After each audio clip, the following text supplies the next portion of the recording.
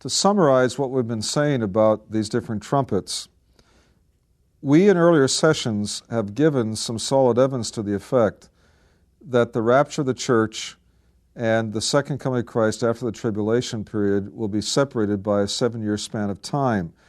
That evidence would rule out the trumpet at the rapture being the same as the trumpet at the second coming of Christ after the tribulation period. In addition, we noted that the expression the last trumpet tied in with the rapture of the church does not mean the absolute last trumpet in a sequence of trumpets, after which there would be no more.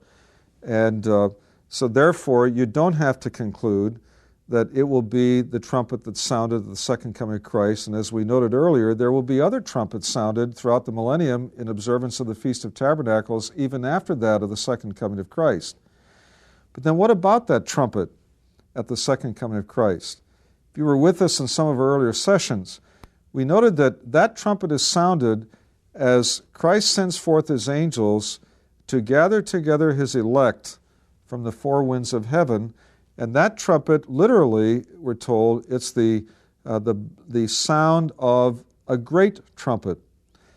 In that earlier session, we noted that the elect there in Matthew 24, based on Old Testament passages, are Jews.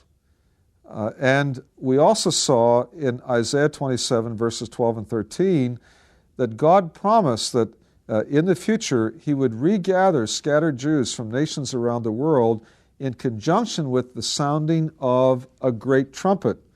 And so therefore, the trumpet that sounded at the rapture is a trumpet for the church. It's involving the rapture of the church.